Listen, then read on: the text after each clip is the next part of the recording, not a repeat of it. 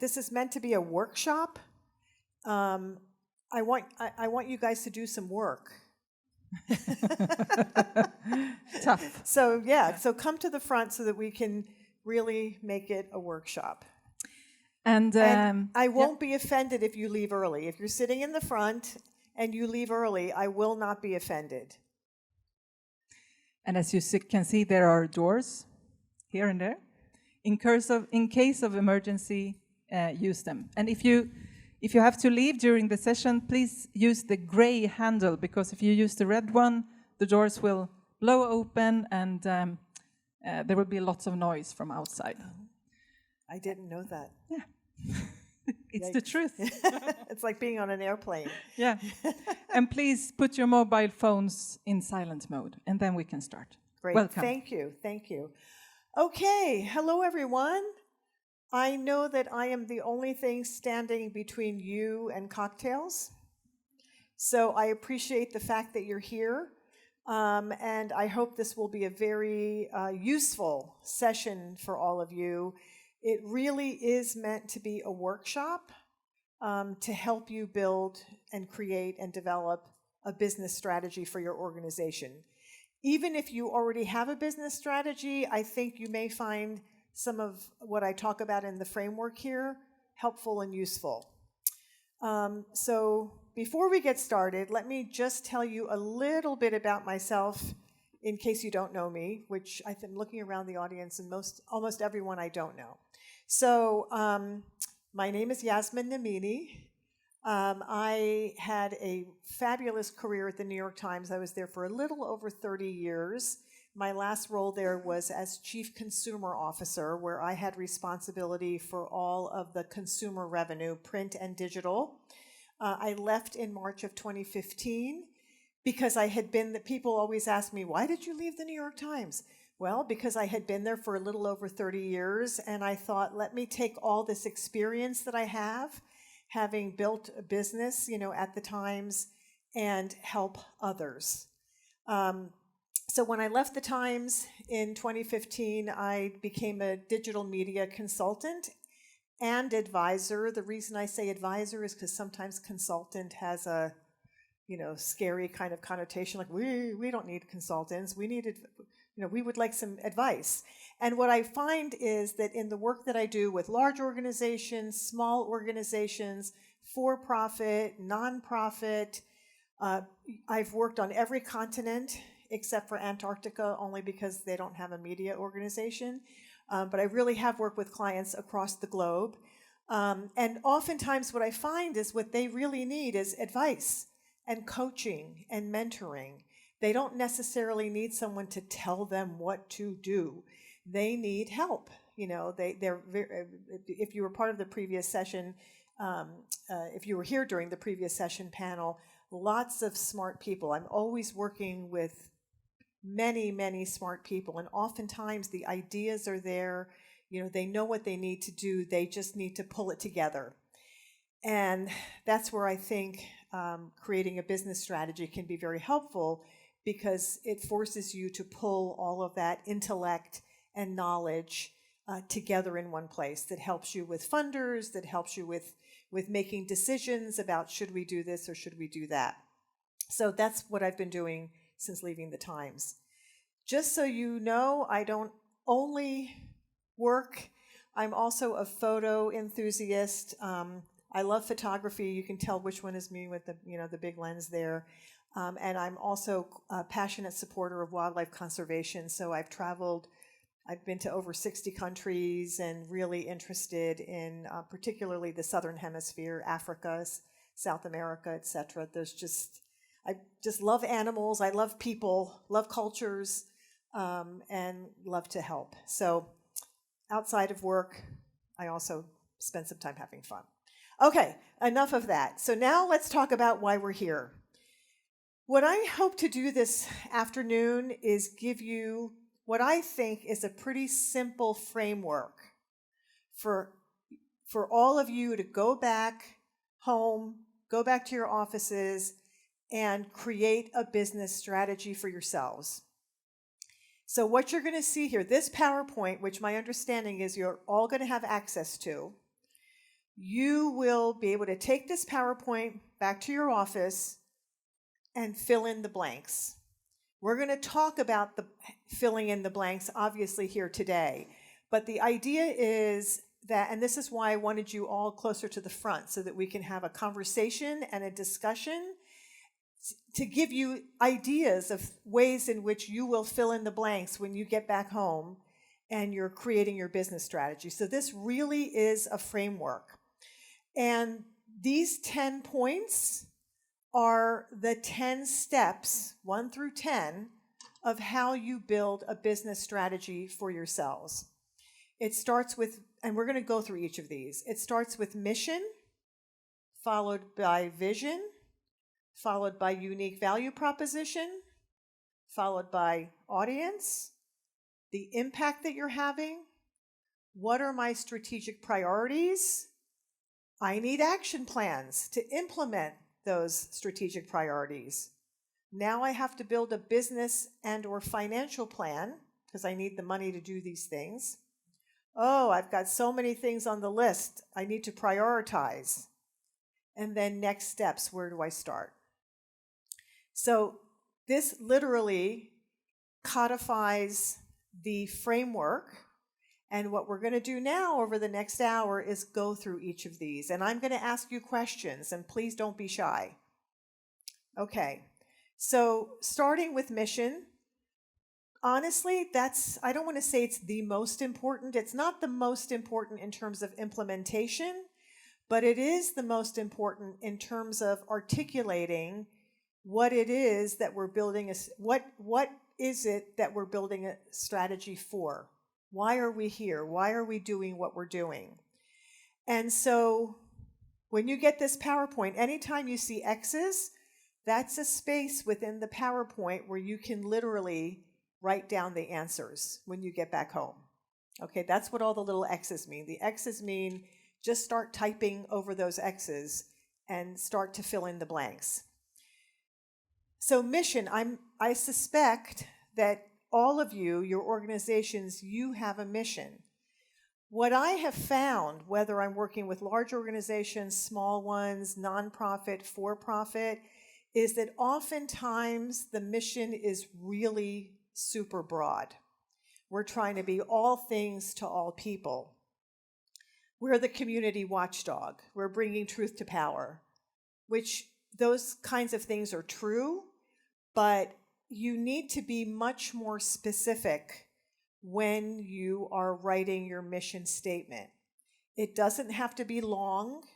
It doesn't have to be pages and pages. In fact, it should be, 3, 4, 5 sentences, 10 sentences, a paragraph that really codifies and articulates why we're here. Why does your organization exist? What are we trying to achieve? How many of you feel like you have a really good mission statement? Okay, great. Hey, I can attest that you do have a very good mission statement. But it's hard. I've worked with small organizations and larger organizations, and it's so interesting when I do, when I bring this framework to clients, oftentimes I think we're just going to spend, 15, 20 minutes on the mission statement. And I have literally worked with small clients where we spend an entire day just codifying the mission. So if you have a great mission statement, awesome. You're going to go on to step 2, which we'll get to in a second. But if you don't underestimate how important and valuable it is to do this work, to really create a mission statement that, again, is not all things to all people, that is really very specific for why you exist. And try to stay away from we are all things to all people, or we are all things to this particular geography, or we are all things to this particular audience segment. Try to get very specific. Once you've done that, you need to write a vision statement. And people often ask me, well, what's the difference? Your mission is why we are here. The vision is, where do we aspire to go? What do we aspire to be in 3 years, 5 years, whatever it may be? And what's interesting about vision is that when we get to the point about, or the step that is talking about our strategic priorities, oftentimes the vision almost word for word translates into the strategic priorities. For example, we want to be financially sustainable, right? So our vision is to be to do the mission, whatever our mission is, right? And we want to do it in such a way that we are financially stable, that we are doing more investigations, that we are reaching more people, whatever it may be. And oftentimes, almost always, what I've seen is that when we create really good vision statements or bullets around vision, they almost always translate to strategic priorities. And we'll get to that in a moment, in a little bit. Any questions so far about mission and vision? Mission, here's why we exist. This is why we are here. Vision, this is what we aspire to be. This is where we aspire to go. Yes. Very quick question about the vision. How long should we envision ourselves in the future? That's a great question. So it really depends. When we talk about the strategic priorities and creating a business plan, my suggestion is 3 to 5 years at the most. It could be that your vision, it could be grander than that, but I try to advise people not to go out too far into the future, because then it's very difficult to create the action plans that get you there.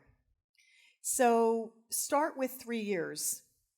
In a way, keep it. And by the way, if 3 years is too daunting, then start with 1 year. Where do I want to be a year from now? What is my vision for where I am a year from now? Simple example. Today I have 1,000 unique visitors coming to my website. In 1 year, my vision is to have 10,000. Or in 3 years, my vision is to have 100,000, as an example. So don't be so far out into the future that it becomes impossible.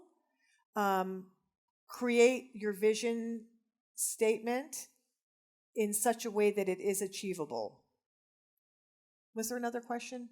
Did I see a hand go up? Okay. Any other questions about mission and vision, the difference? Mission is why we're here on Earth, what it is we're trying to do, and then the vision is where we want to go.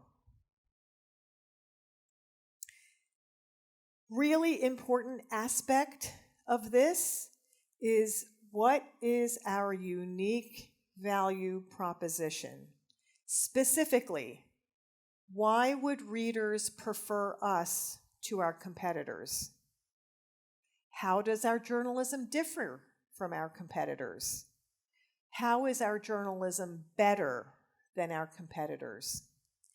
And this is really important because we all have competitors. Your competitors may be the New York Times, the Washington Post, the Guardian, the BBC, NPR, National Public Radio, or the equivalent, in each of your countries. And they are big organizations, right? And I suspect that most of you are small. And so understanding your unique value proposition is absolutely critical. It gets back to the mission, because we're doing great work, but we need for people to read that work, right? To experience that work. We need our potential funders, right? To read it, to experience it, to want to fund us. And, in the traditional business world, if I'm selling a product, the first question that often gets asked, especially if it's a new product, is, well, how is this different from your competitors? why should I buy your product rather than buying your competitor's product? So being able to articulate why readers should come to you versus your competitors, how you're different, how you're better than your competitors is really important. For example, one way in which you may be better than your competitors is that your investigations go deeper and you follow the story over a period of time, right? A lot of organizations, they may cover a story and, there may be a follow-up or two, but, within a week or a couple of weeks, it's done. And so maybe your competitive advantage is that you're following it over the course of 3 months, 6 months, a year, whatever it may be. Again, the investigations that you're doing may be, you're breaking the stories, right? You're doing the investigation, you're breaking the story, so to speak. You've gone deeper, and you're following it over time, where your quote-unquote competitor is now, in essence, reporting the investigation that you did. So oftentimes people they'll say their unique value proposition is their mission, which it very well may be, but it needs to be more than that, because you do have competitors, and we're fighting for people's attention. Not only readers, but our funders. Any questions about this? Thoughts and ideas about how investigative journalism or your organizations are unique versus some of these potential competitors? I'd love to hear some thoughts around how are you unique. So I gave you 2 examples. One is we go deeper. 2 is we follow the story over time. Remember, we're all helping each other here, so yes. Hi, I have a small group of media. A big news organization stories got Pulitzer Award last year. I did that same story 2 years before, but I did in Hindi. This is a local language of India, but they did that story in English, and that is big organization. So maybe the organization pushed their stories. So I was you can understand. I can totally understand. I've heard that before. We did that a year ago or 2 years ago or whatever it may be, 6 months ago. We broke the story. They're getting all the credit for it. And I also have worked with small organizations that do like co-publishing. They do all the work, but the readership coming to their website is very small, so they co-publish with others. And they get very upset when the big organization gets the award, whatever the award may be, and they don't get it. Well, you need to negotiate with those big organizations, with your co-publishers, to say, when we submit for awards, we need to be on that, it needs to be a co-submission. You need to get the bylines. But that's another really interesting example. If you broke that story, then there's something in there. There's a unique value proposition in there. We're breaking the stories. The unique value proposition isn't we break the stories, they get the credit. But we're breaking stories, and then you have those examples. And that actually, I think, from a potential funder's perspective, those are really important things, I think, to put in front of funders. Any other? Yes, great. A question here. Yeah, thank you. My name is Deji, and I work with MDF. How do you measure and decide who your competitors are? Do you just stop at fellow journalism outfits or other players in the media space who also are competing for, in case your strategy has to do with eyeballs and reach? What do you advise in terms of setting that goal of who am I measuring myself with? Yeah, that's a great question. Obviously, almost anyone out there could be a competitor, right? So I think you have to think about who your sort of direct competitors are. It could be geographic. It could be a larger investigative journalism outfit. I don't think there's one answer for all of you. It's really very specific to, I think, your geography, where you are, as well as the kinds of investigations that you're doing. But I think that's why it's important. And honestly, it's not like you have to say, here are our 10 competitors and here's how we're different with number 1, number 2, number 3, number 4. It's more just being able to articulate what makes the work that you do special and different. Outside of just, we hold truth to power. Outside of, it gets back to that mission. The point I was making earlier about the mission statement is you're not all things to all people. So oftentimes in this strategy work, the hardest part, the part that takes the longest, is the mission, the vision, the unique value proposition, because you need to be very specific. Yes. Thank you. So when I'm thinking about this value proposition, I'm thinking at 2 levels. So our organization does writing in English and also our own language. So at one level, I feel that we're competing with Afghan local media that are out there. And also at the international level, I would like to feel that we are competing with international media. So the difference that I think we have with the Afghan media is that we do standard journalism where we do fact checking. So we make sure that what we produce doesn't come back and say, oh, this didn't happen. That happened for our competitors. We know, like, sometimes they publish something and then 2 days, 3 days after they will say, like, oh, this is not true. So that never happened for us because we do fact checking and we do make sure that our story is as credible as any international outlet. That's a great point. That point about fact checking, like, the average person doesn't necessarily know that. Yes. They don't understand that as a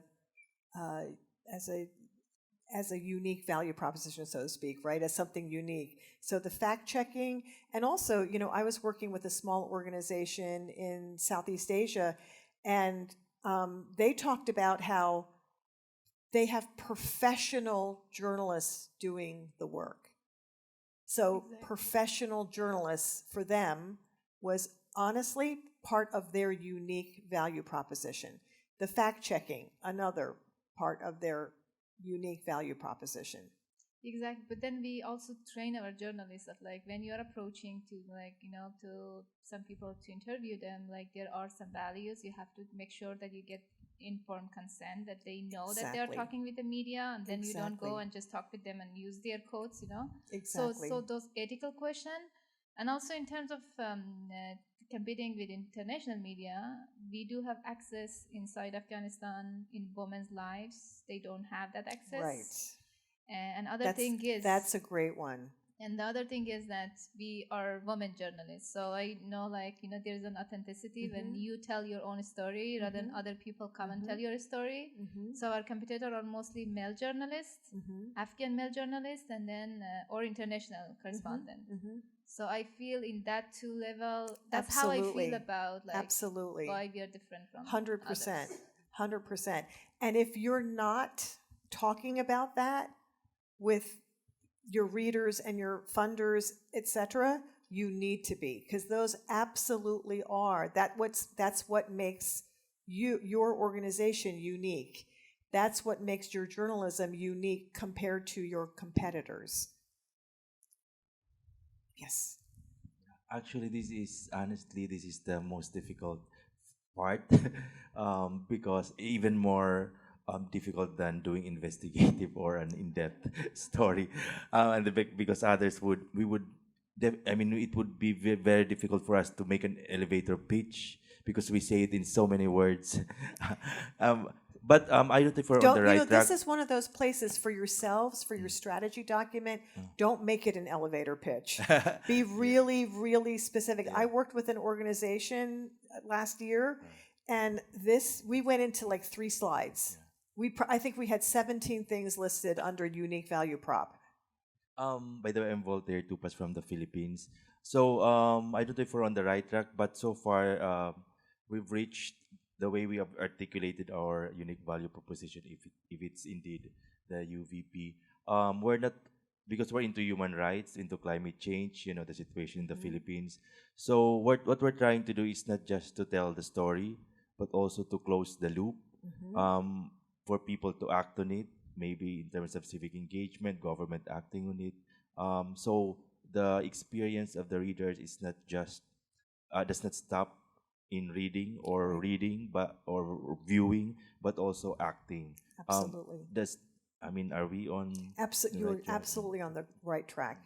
And you're going to see in a moment that ties back beautifully to impact, which is equal. Well, I don't want to say it's equally as essential. It is equally as essential. It may be more essential. And so that's the other thing. When you really can sort of sift through your unique value proposition in a very specific way, it also helps you in articulating the impact that you're having. Or at minimal, I shouldn't say at minimal, importantly, not only articulating your impact, but the way in which you're going to track and measure the impact that you're having. Because when it comes to especially funders, we have to not just talk about our impact and not just in a general way, we have to be very specific, because there's lots of organizations out there trying to get money, the same money that you're going for, right? And so when you can talk about why you are unique compared to others and the impact that you're having compared to others, that's where it becomes a lot easier to get funding from potential funders. And if you have a membership program or a subscription program or donation program, it's much easier to get more people to give you more money. Any other thoughts about ways to articulate unique value prop?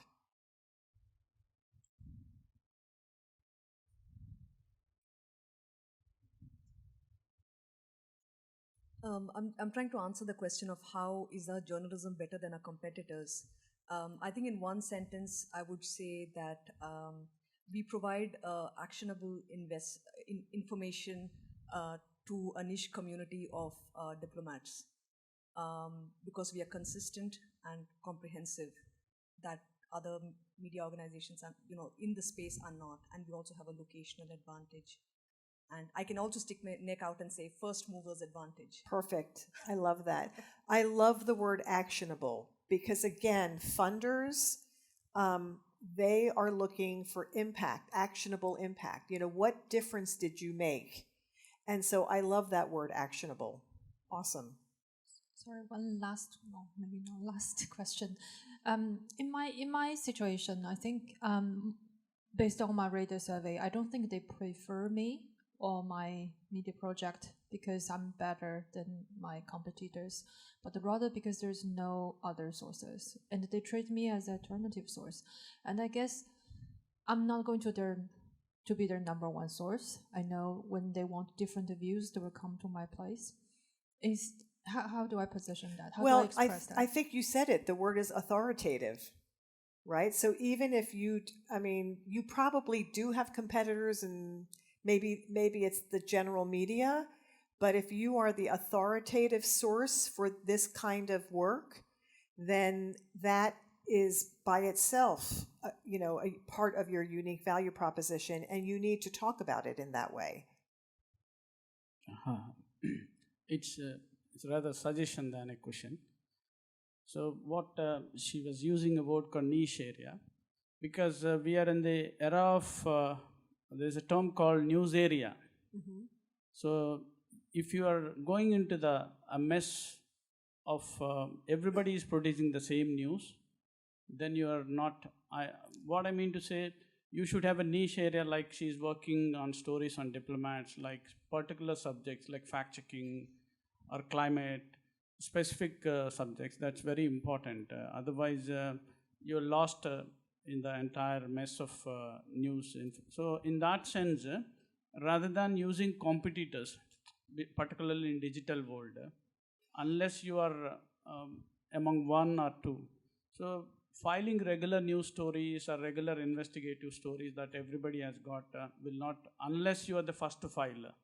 Because there are a lot of issues in digital news, like algorithms of the social media platforms, and they're very important. And the format of like print, people are not that interested in several areas. So it's text or text. I mean to say text. So your multimedia format is very important. I think what startups or news agencies should, because I have an experience of mentoring a few startups and with some of successful and failure. So what is the special thing you are bringing on board? That where otherwise, if you're like a regular news agency, you're lost. Unless your country or your region has no other news agency. But for instance, my friend is working on specific Dalit rights. So that is his USP. That's where he gets funding, even for the revenue sources. Otherwise, algorithm will not recognize. First half an hour, 1 hour, even Afghanistan bombing, if she is filing a story, she's there. Otherwise, if she is delayed by 1-2 hours, she should forget about that story and she should rather go into depth of it and be like, and competing with international. I don't think so that very connotation is right. Sorry, thank you. Yeah. Well, it depends on your organization. Some nonprofits, especially some of the larger ones that do investigative journalism, they are competing with the nationals, right? Some of you are, really covering a very niche area in a very deep way. That's a competitive advantage. So the point here is to really, is to spend time thinking about what your unique value, what makes you unique. That's really the point. And if you are covering everything, it may be that what makes you unique is you're the only one in this particular area doing that work. And therefore funders and readers, etc., should be, funding you or making donations or subscribing or whatever it may be. Okay, any questions? Let's talk a little bit about audience. If you were here for the previous panel, we talked a little bit about this because audience is important. I mean, at the end of the day, at the minimum, you need your funders to be reading your work.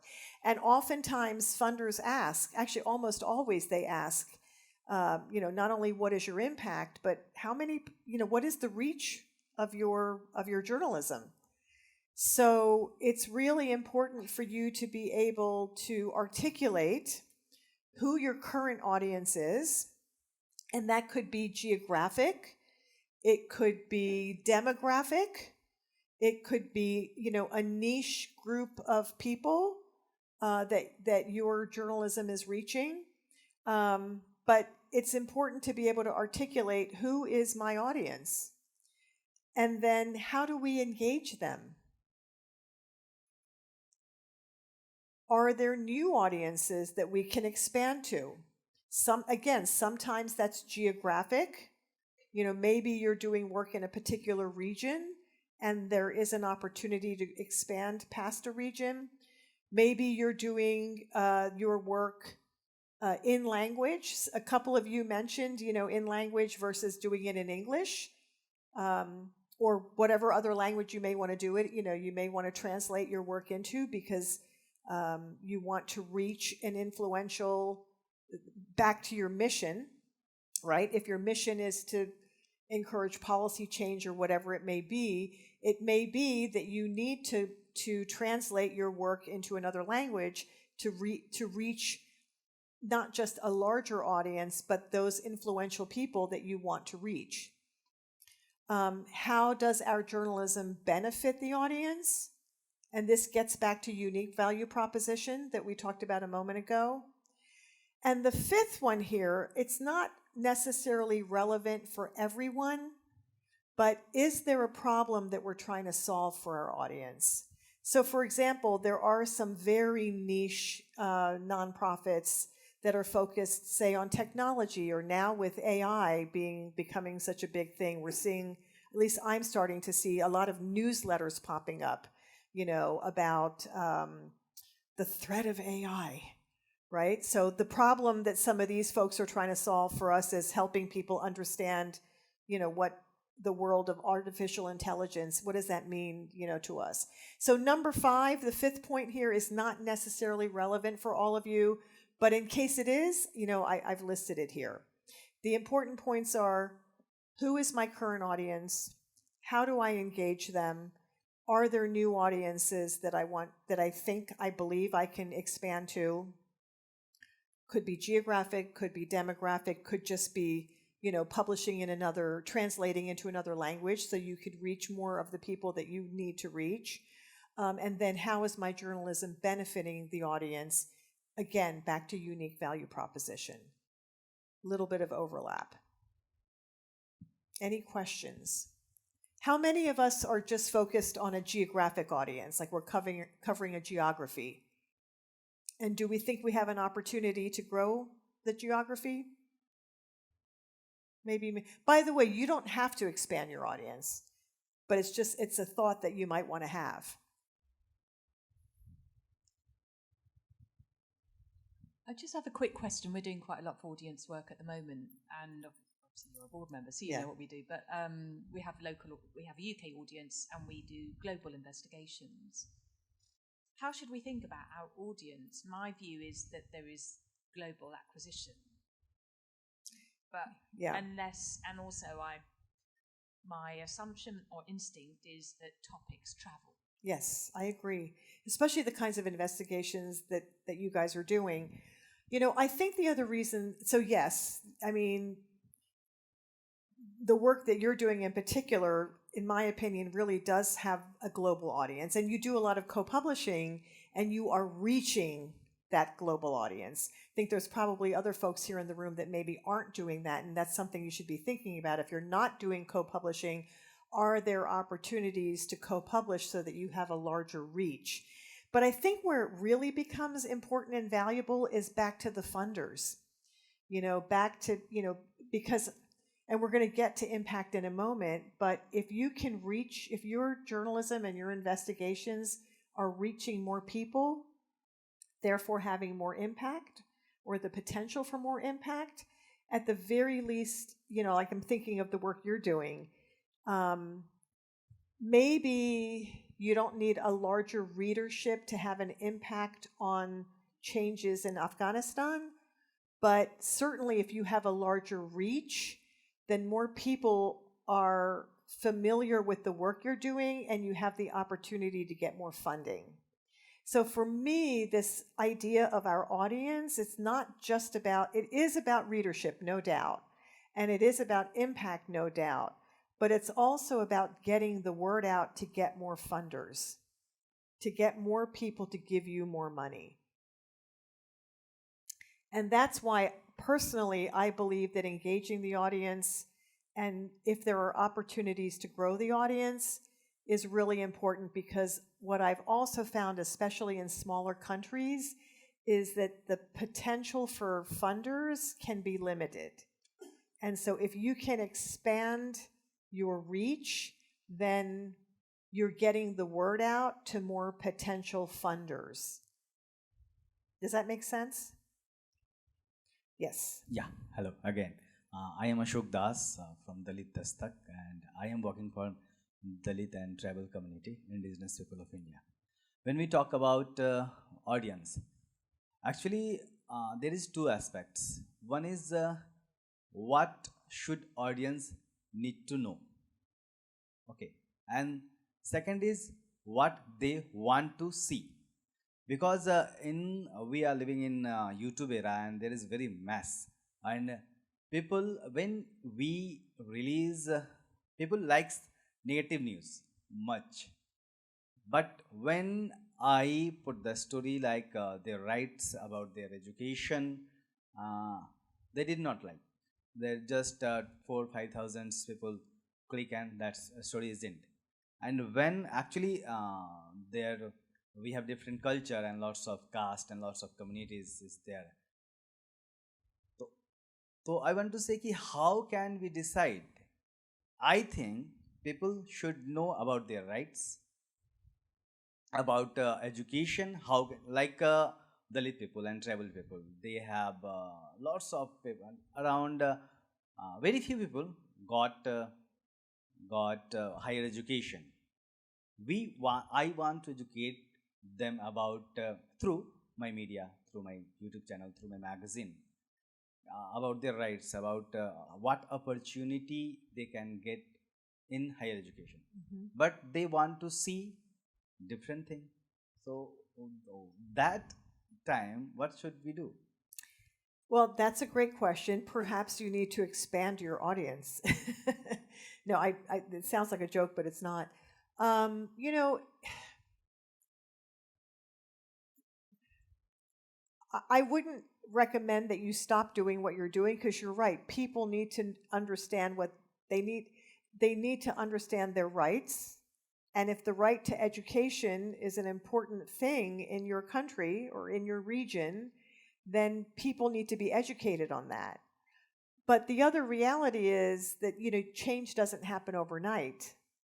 And so it may be that you have to keep telling that story over and over and over again.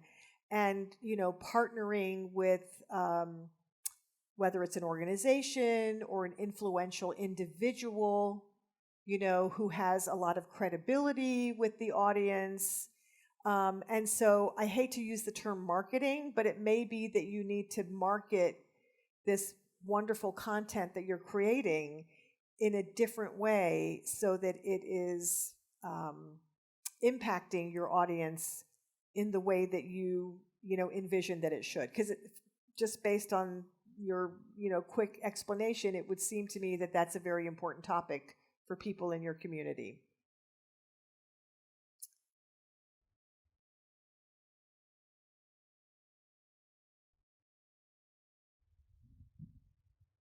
You made a distinction between reach and readership.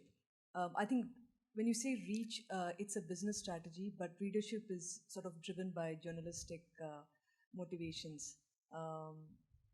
And they're two different things. And Yeah. I'm wondering if they are in diametrically opposite directions as well. Because reach would mean funders, but readership would mean the community you're seeking to serve. Yeah, I think, well, you're right. And I think the reality is if you can measure both, then measure both.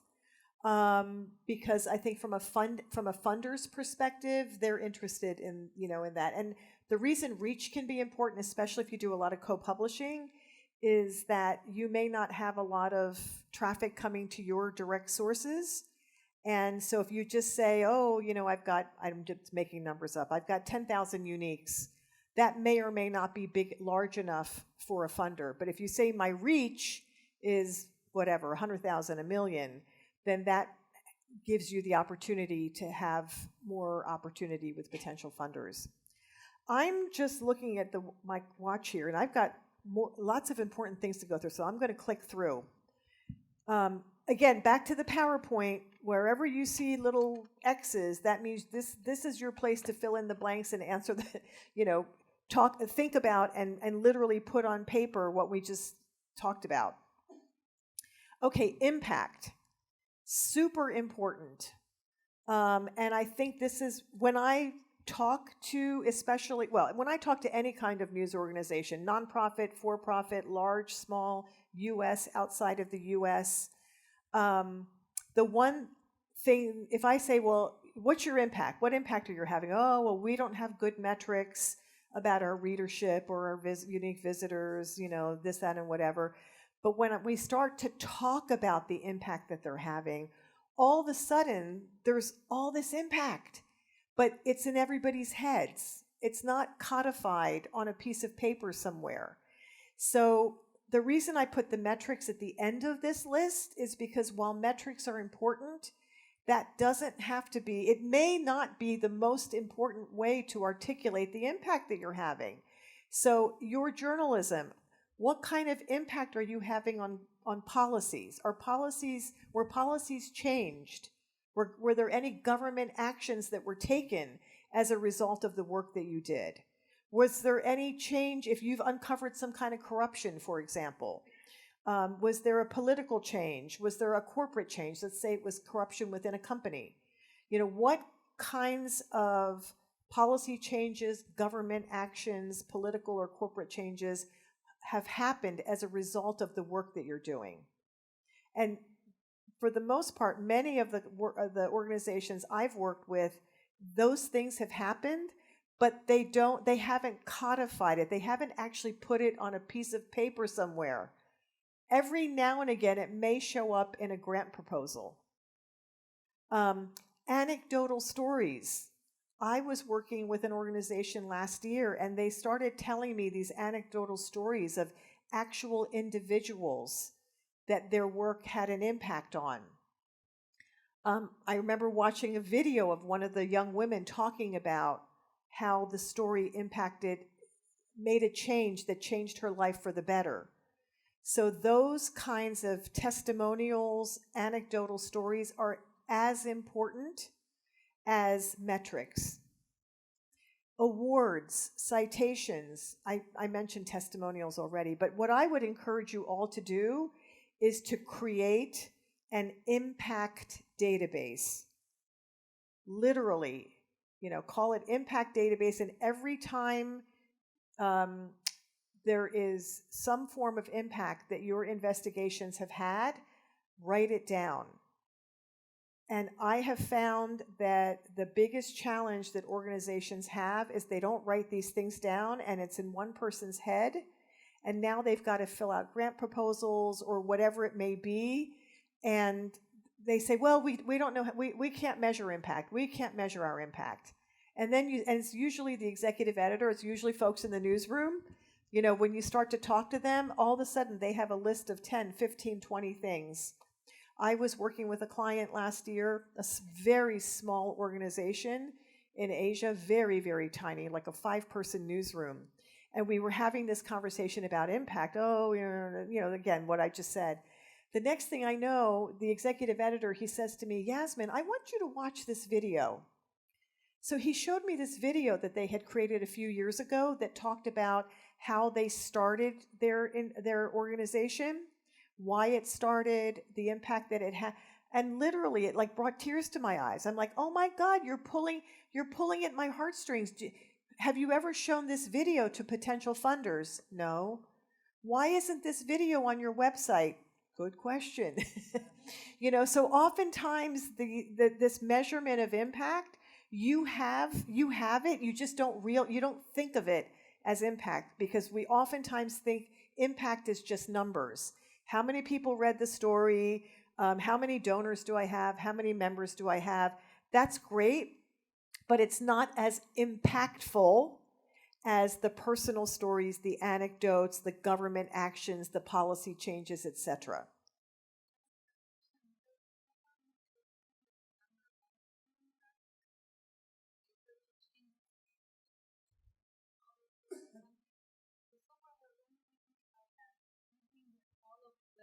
The rest of this issue that you brought here. For example, if an influential person is tweeting our work, is that called an impact or not? Absolutely. And the heartstrings, if it pulls at a heartstring, listen, the people that you're asking to give you money at foundations and high net worth individuals, whatever it may be, these are people. And whoever the program director is in that organization, their job is to give away money. They're usually, it's endowments and whatever else, and they have to give away a certain amount of money every year. And these are human beings that are making that decision.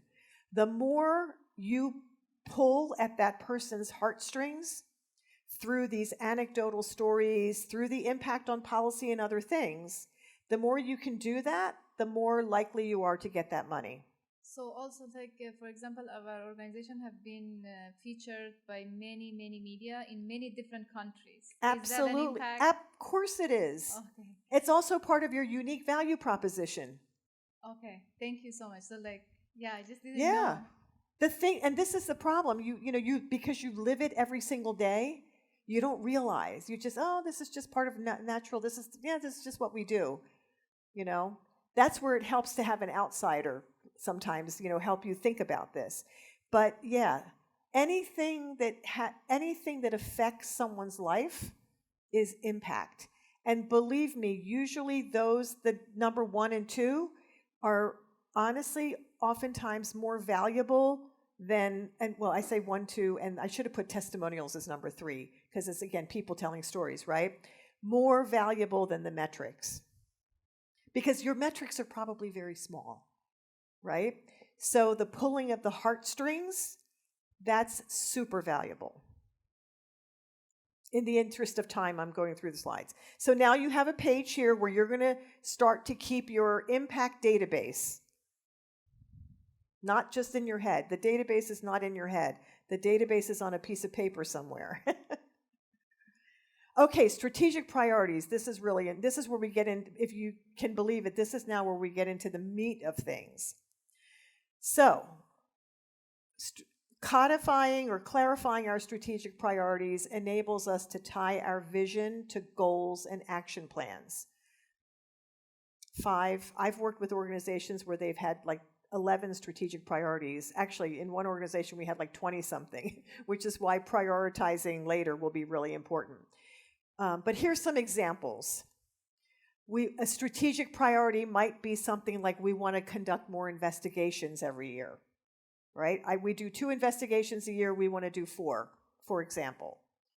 Another one might be something really obvious, like we need to improve our website, the user experience, and the way in which we engage with readers.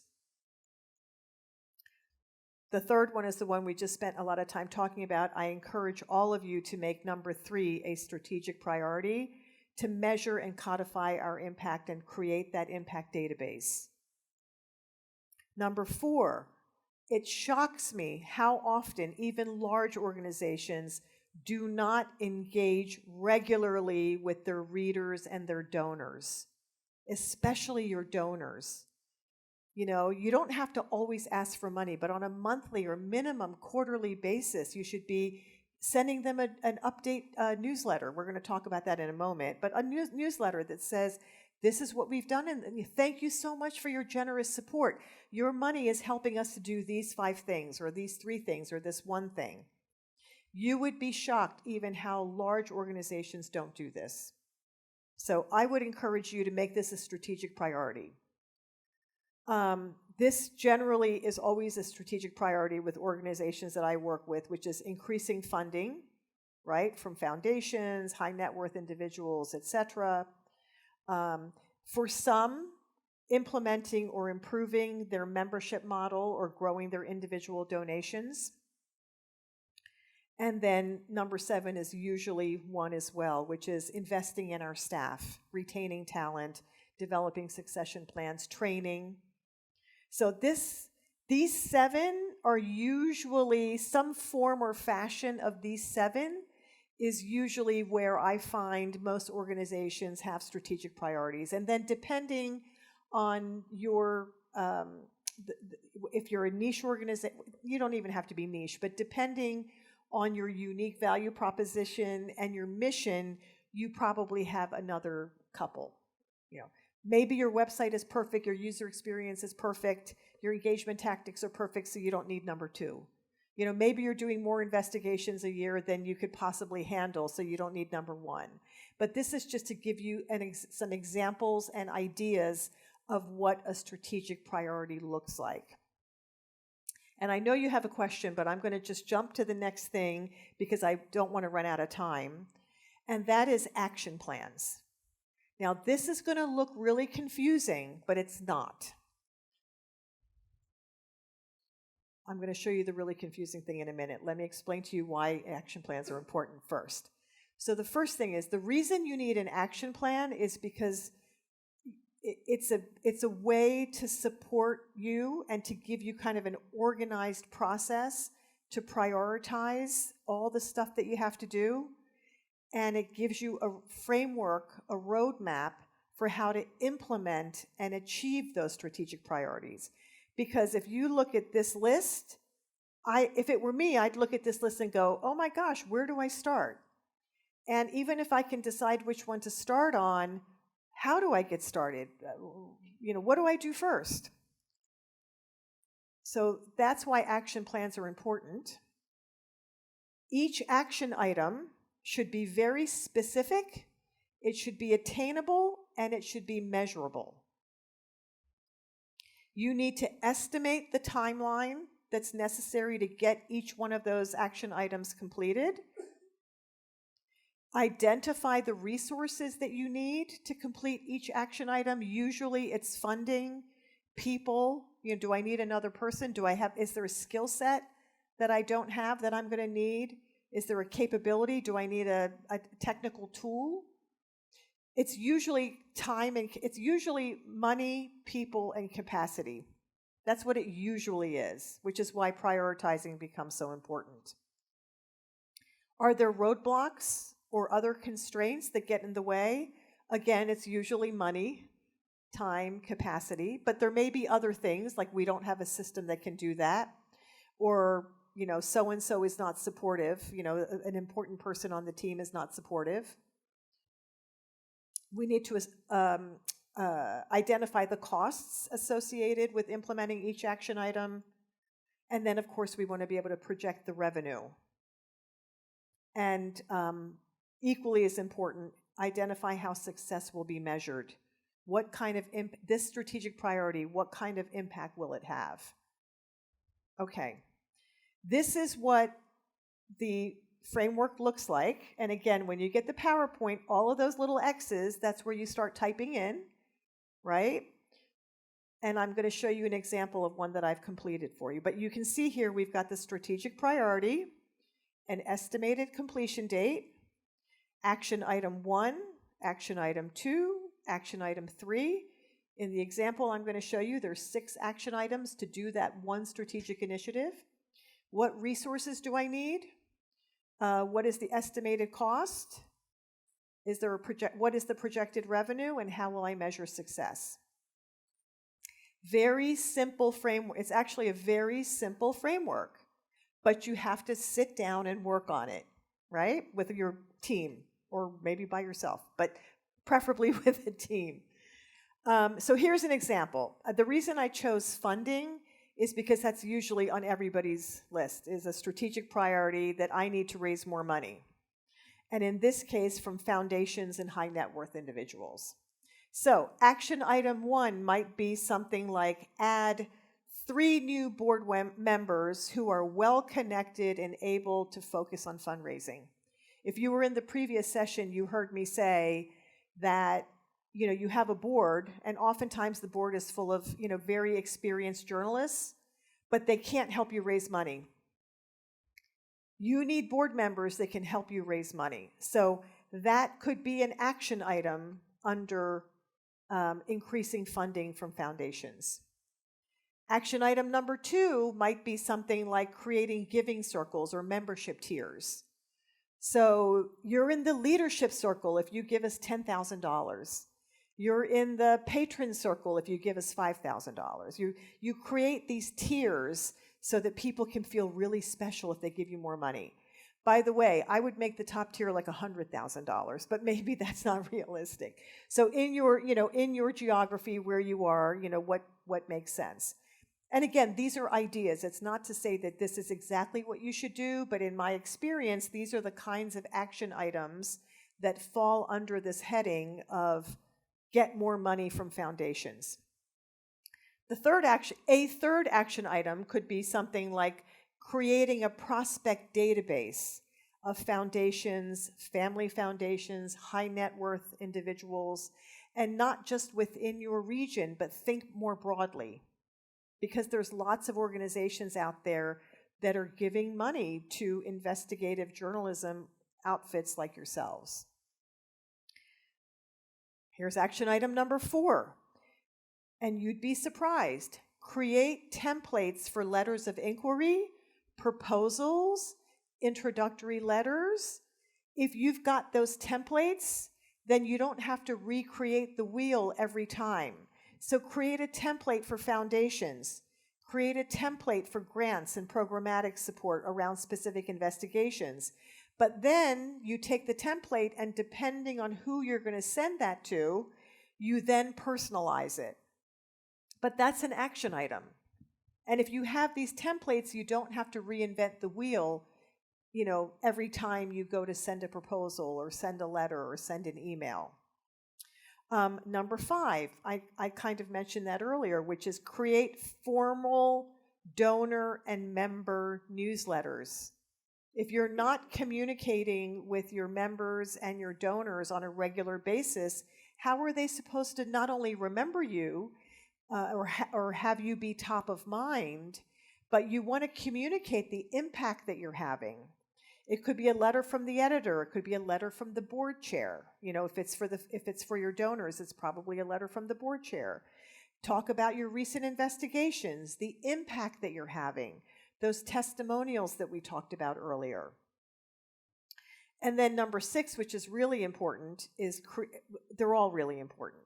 But another very important one is creating a 12-month fundraising calendar, right? And again, if you've created it once, then you'll have it for the following year, the following year, the following year. But are we doing an annual appeal? Do we have a year-end campaign?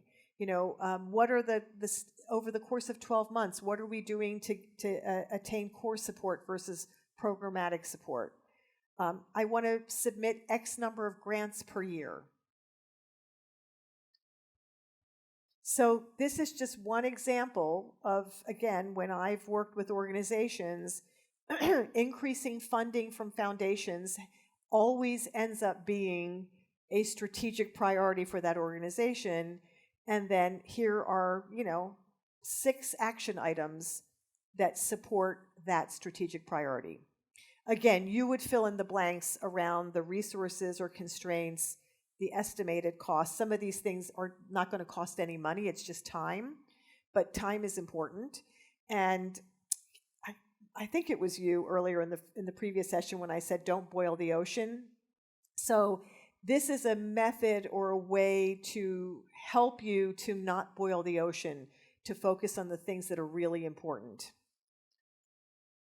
And then again, 3, 4, 5, I've given you a lot of slides here so you can just fill in the blanks. And you can add more. If there's a 6 or a 7, just cut and paste the slide. Okay. Creating a business or financial plan, it doesn't have to be, again, super complicated. Basically, it's revenue, expenses, net contribution. I've made this really simple. Under revenue, I've got fundraising revenue and membership revenue if you have a membership program, right? So what am I, base case is today, how much revenue am I bringing in? And then year 1, 2, 3, again, in the previous session, somebody asked me about what the time frame should be. I like 3-year plans because generally potential funders, they're looking not just for a plan for next year, but they're looking for generally a 3-year plan. And when you're asking for money, it's really great to get money, to get a commitment for at least 3 years. And there are many foundations and potential supporters that will do that.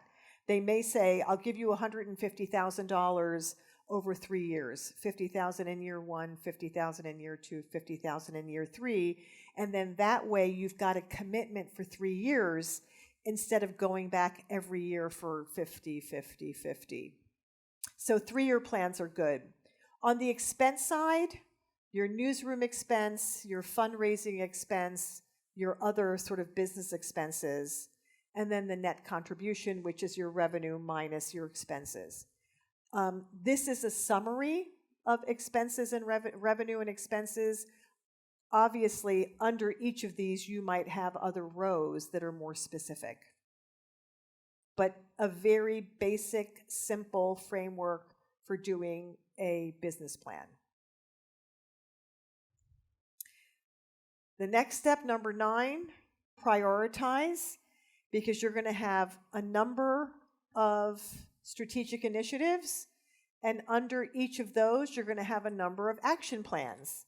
So you need to prioritize. You take those slides, you sit down with the team, and you figure out what's most important and what you should do first. And then you go to next steps, right? Okay, now I've got this, I've created this strategy. How am I going to really get started? And my suggestion is, again, I've given you places to write down what my next steps are. And my suggestion is you probably need to present your strategy to the board of directors for approval, right? Let's assume they've approved it. You want to communicate that strategy to the team. Number 3, you probably need to start to secure, you may or may not need to secure a budget or some funding to implement those top 3 strategic priorities. And then, number 4, 5, et cetera, depending, on the specifics of what you're working on. And that's it.